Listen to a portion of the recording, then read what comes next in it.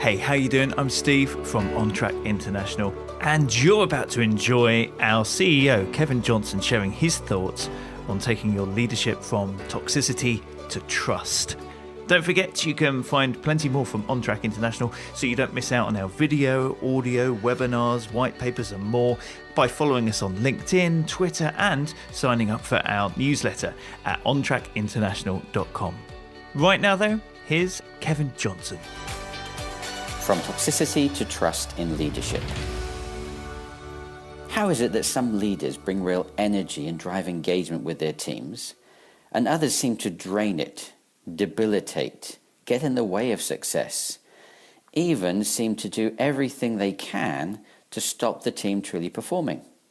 I'm sure that's not their intention, but what's led to this?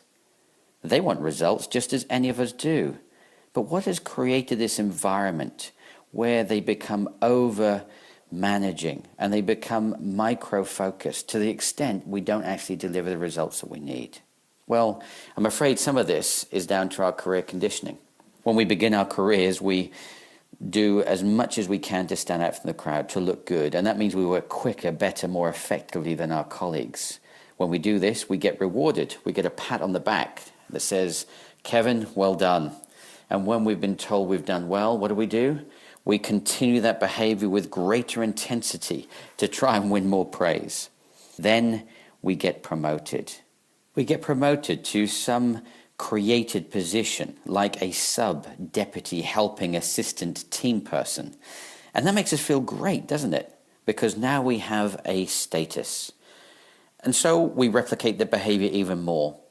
The problem is, when we get promoted to actually have management or leadership responsibility, we can then be so conditioned into our measure of success being based upon our personal activity and getting stuff done that we forget our role now is to be a leader of others.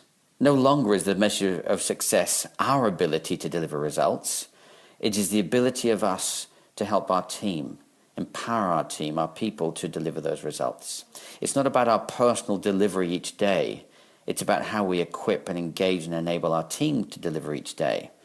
But the conditioning that says we are measured by our personal activity of doing things often distracts from taking a real leadership view of the future. So, if we are really going to be that leader that drives those kind of results, that energy and that engagement, rather than bring toxicity, we have to take this significant step. And that significant step has 4 assertions which really transform you from a leader that might be toxic to one that adds that real value. The first of those assertions is to lose your ego. Realize this is about your team. I love the quote by Ralph Nader, a US consumer champion, who stated this, that the first premise of leadership is to create more leaders rather than more followers. Your job is not to condition and coerce people to do what you want them to do. It's your ability to lead, inspire, and engage them so they can use their energy, their commitment, their resourcefulness, and their knowledge to deliver results. And that's why we need to help them think as leaders. They don't all need to be promoted to a leadership position, but we need to help them think that they have engagement and accountability, that they can help us truly succeed. Ultimately, if we just rely on the leader who manages the organization, then the result will ultimately be that we are limited to the capacity, the foresight, and perspective of that leader and not the total team. The second assertion is that we need to value others. I love this quote, and I think it's a great lesson around this area. We judge others by their actions. We judge ourselves by our intentions. So we have a real opportunity to challenge ourselves here and be careful not to judge people too quickly. When we judge people by their actions, we tend to see elements or evidences that we do not value. And when we do that, we actually miss their intention. I don't believe any of our team intentionally come to work to perform poorly. They may just need some help in helping them deliver that intention more effectively. So I think we need to value them, look for their intention, and look at how you can help them demonstrate the behaviors that satisfy the intention that they truly have. The third assertion is to share your passion. Passion is enthusiasm based upon an inner belief. What's inside of you? Your energy comes from this, and it's critical you share your passion. And as importantly, that you identify the passion for your team. What is your purpose? Why do you exist? Not just what you do as a team or how you do it, but what ultimately are you there to achieve together? When we share our passion and engage our teams with their passion as well, and our collective purpose as a team, we ultimately ignite the opportunity to create greatness within our people. The fourth assertion is to focus on trust. We're going to spend more time on this because this is so critical. It is the number one goal. But as we lead into this section, I would suggest this. If your ultimate and initial goal is to build trust with your team, your colleagues, your peer group, then ultimately you will succeed. But if you don't focus on building trust, then actually your communications and engagements and recommendations and ideas may be flawed. Without trust, there is no leverage, there's no life, there's no true activity. We're always second guessing. We're always judging incorrectly. So let's have a little look at trust. And I'd like to share this as a little bit of a story with you. The story is about a brain surgeon. So put yourself in the shoes of someone who is about to have brain surgery. So let me reassure you that the surgeon I'm going to recommend to you is the most honest person that I've ever met. Well, I'm sure that's very nice that they're honest. And you'd like them to be honest about maybe their success rates, the current performance, and what you need to do to recover. But as importantly, I'm sure you're also concerned about how good they are as a brain surgeon, their competence. Well, this particular brain surgeon has a 99.2% success rate. It's pretty good, isn't it? But one thing I should tell you, they've got a little consultancy going, a leadership consultancy, and they've got so excited about this new business that they have taken their attention away from their patients a little bit. And you know that 0.8% failures I mentioned? They all happened in the last 2 weeks since they lost focus. So you'd be less comfortable, I think, with having that brain surgery now. But we have identified the 3 elements of trust. Number 1, integrity. Number 2, competence. Number 3, compassion. I care. We can have all the honesty and all the competence, but if the surgeon doesn't care whether you live or die, would you let them? Probably not.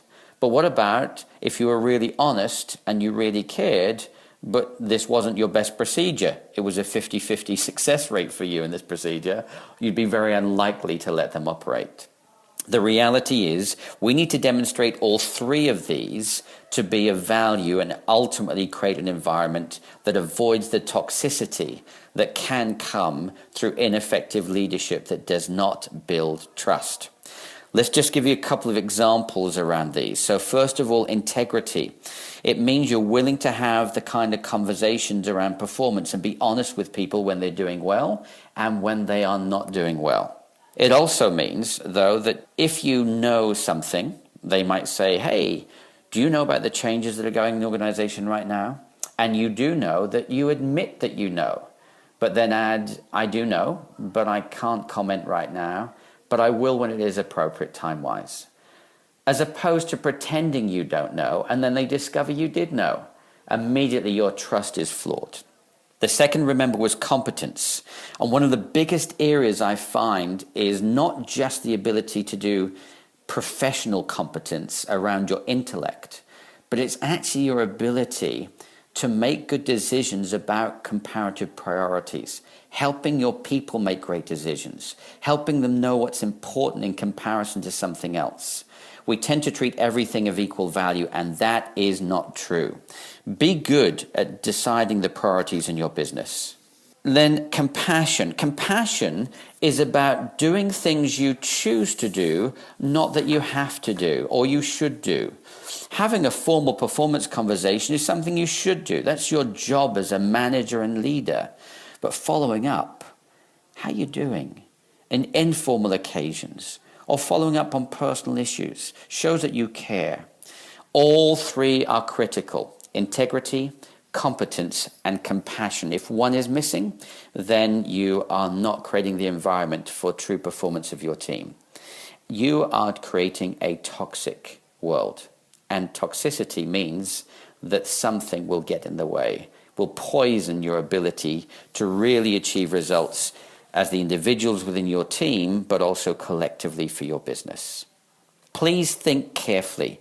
Every single time you interact, how can you build trust? Have you done something to evidence that you have integrity, that you are competent, and that you care? Remember, low trust results in facts becoming distorted, withholding or hoarding information, spinning the truth to gain advantage. Ideas are resisted and stifled just because they're not your ideas. Mistakes are covered up. People become involved in blame and bad-mouthing. There are meetings after meetings to try and leverage power.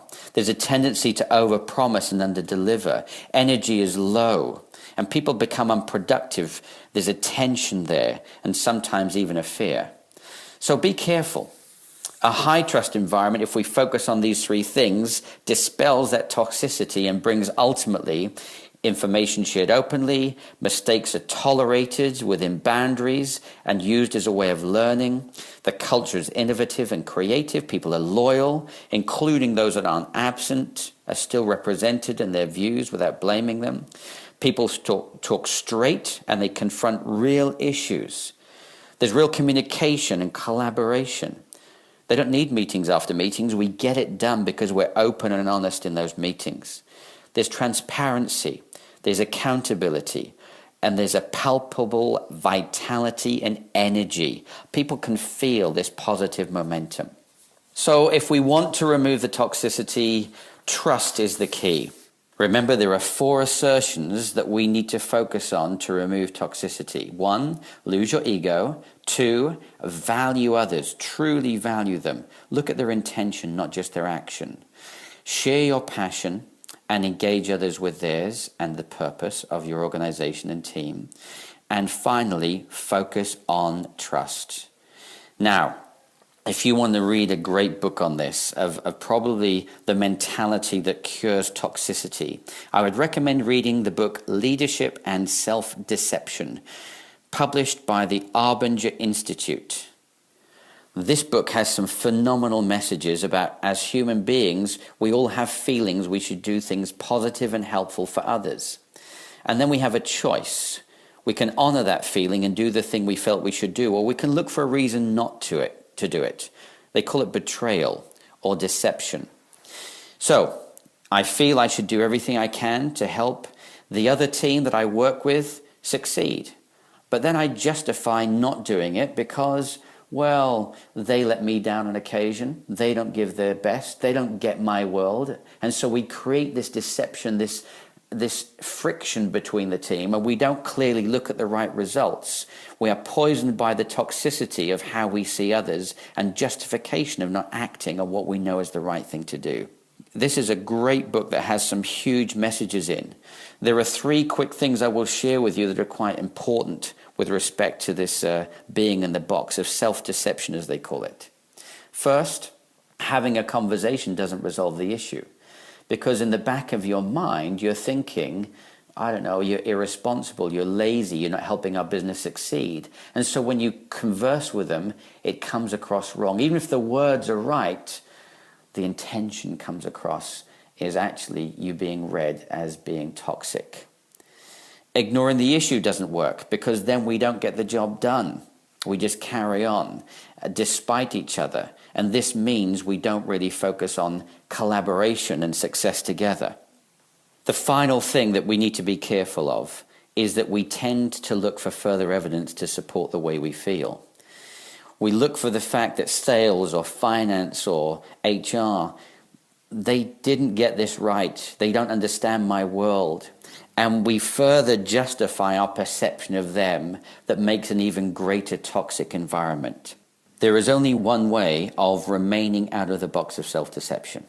And that is every time you feel that you should do something positive and helpful, and you could do it. You won't always have the time or the budget, but if you can do it, just do it. Bring life, energy, and engagement, not toxicity, self-deception, blame. Don't fuel the fire, be the solution. And ultimately, if you want to really focus on the results you need to collectively in your business, then trust is the key. Now, let's just summarize, if I may, some of the messages in this very short summary of how we avoid toxicity. Number one, step up to be the leader we need to be. You may have been conditioned, we all have, to just be there getting the job done. But the reality is, your role is to equip others to achieve. Your delivery is actually helping them deliver the results, not about you. Second, make sure you focus on those 4 assertions. Lose your ego, value others, share your passion, and focus on trust. With regard to trust, remember, it's about having absolute integrity, demonstrating your competence, and showing you care, compassion in every single engagement. Lastly, be the cure to toxicity. Every time you feel like you should and you could, just do it as a positive and helpful thing to others. This doesn't mean to say you don't have challenging conversations. You still do, but they know you care to the extent they'll listen to you differently. My challenge is for each of you that have listened to this podcast today is that for the next 30 days, please, go out there and every time you feel like you should and you could, just do it. Just do it. Help your business succeed. And secondly, look to build trust in every single engagement. Integrity, competence, and compassion. I wish you success as you take the journey from taking your business from potential toxicity into one of trust and value. Thank you, and enjoy that journey. How good was that? Hope you enjoyed. Join us on Twitter, LinkedIn, and at OnTrackInternational.com so you don't miss out. And of course, please do share this with others that you think might find it useful. And until next time, thanks for listening.